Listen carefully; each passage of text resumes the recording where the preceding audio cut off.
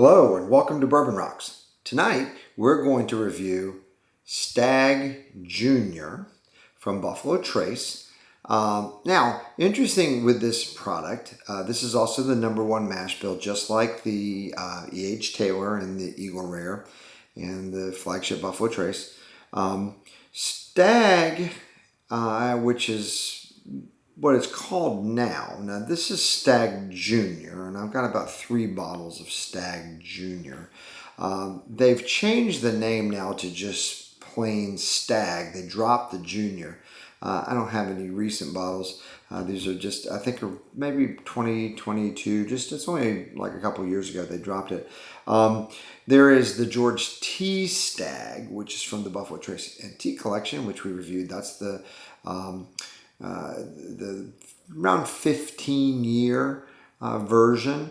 The Stagg Jr., as it was really called, now just plain Stagg, is the younger version of the George T. Stagg, and this one's aged somewhere probably around 8 years. That's sort of what it's kind of believed to be. Again, it's a non-age stated bourbon, which means it has to be at least 4 years, but they don't tell you exactly how many years. But most people think this is aged around the 8-year mark and so forth.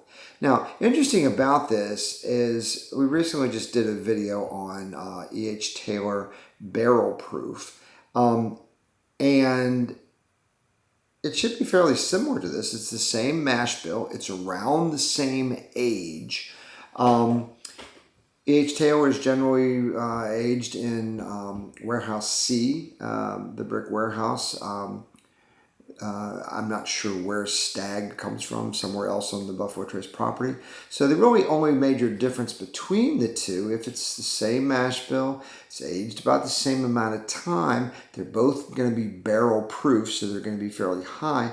The real main difference is just where it's aged. So you should taste some differences depending upon the warehouse or the floor, that it basically came from.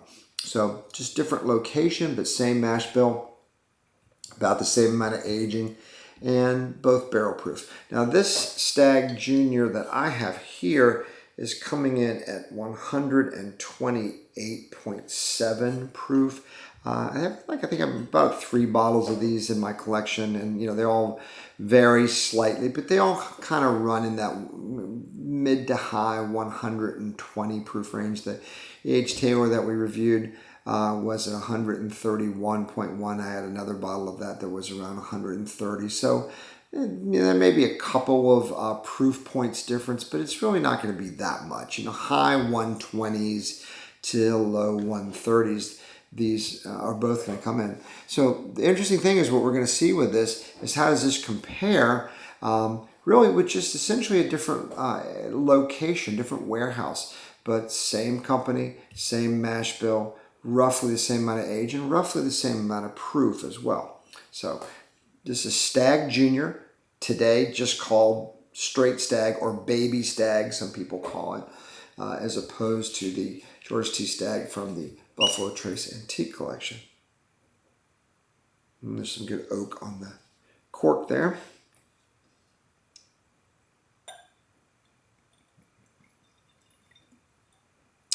Now you want to give yourself a generous pour so that you can be able to taste these bourbons, but do keep in mind this is a barrel proof bourbon, so what you pour you have to drink.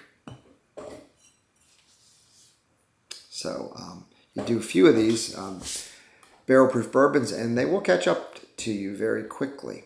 So we look at the color, and again we got this sort of copper, kind of a ochreish orange. Most of the bourbons that we've done so far have all been pretty close to the same amount of shade. You age them longer, typically you're going to get a little bit more deeper color and so forth, but they're all been about the same color, this sort of orange brown, if you really didn't want to put any fancy color names on it. The body, I would say, I think that this Stagg Jr. is probably a little bit fuller body than we found with the E.H. Taylor barrel proof.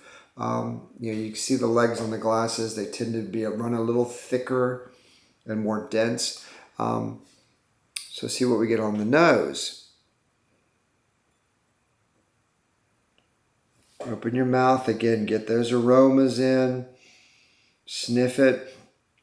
Now, again, it's a high proof bourbon, so you're going to get some of that first sniff is going to bring that alcohol in, and so that can sort of distort the aromas. So give it a second, go back and take another sniff, because once your nose gets used to that alcohol, you're going to be able to pull those aromas out a little bit better. Same is going to come with the palate, especially with the high proof bourbon. You're going to get a lot of alcohol first, and so that's kind of kind of deaden your taste buds a little bit to the nuances of the flavors, and so you want to give it a second and a third taste to be able to pull more of those things out. But on that second nosing, again, I believe Buffalo Trace is basically the cherry bomb of distilleries. Almost all the products that come out of that distillery in Frankfurt have at least a hint of cherry, some much more so. The Pappies, I think, are cherry bombs totally. I mean, so much cherry in the Pappies. A little less in the Stagg. I think a little bit more in the Taylor. It's a little less cherry with this one. I think it's a bit sweeter, less fruity, but sweeter than the Taylor Barrel Proof was. Some of that powder sugar, little waffle cone. Oh, that fruit, that kind of like some raisiny plum type flavors. Very sweet, like almost like vanilla icing, that you would put on like a drizzle on a cake and so forth. So fruity, sugary, sweet. Again, most of these have been coming a little sweeter on the nose, and they've tended to become a little less sweet, a little more spicy on the palate. Let's see if the Stagg Junior holds true to that situation. So we're going to give it a taste.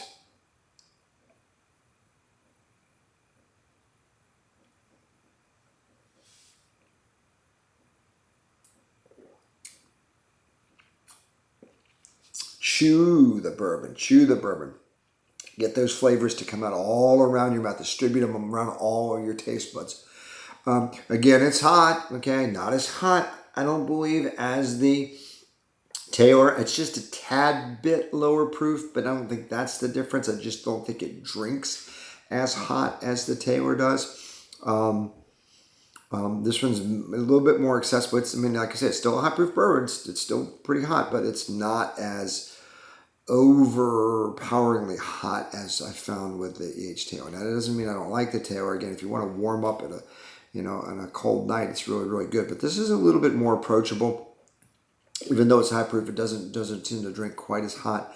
You don't get that peppery blast that you got with the Taylor. With this one, I get more of a cinnamon, more of a baking spice, more than the peppery spice, like a little cinnamon toast. There's a little nutmeg too, definitely there's brown baking spices. Let me see what else I can get on that second go round.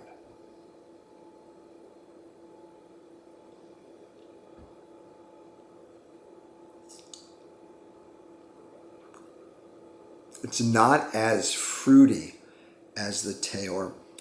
More baking type spices, almost like a sort of like a little bit of savoriness, almost like a mincemeat or so. A little pecan maybe. Some definitely deep on the spice here. There's more vanilla with the Stagg Junior than with the Taylor. A little less caramel and some brown sugar and so forth.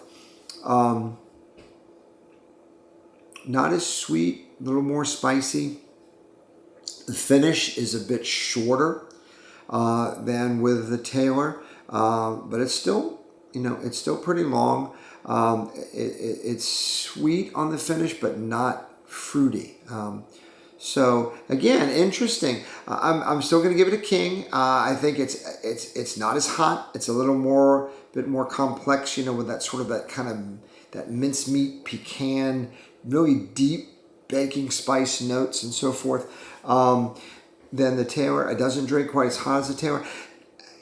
It's hard to say. What I'm going to have to do is do a head-to-head review.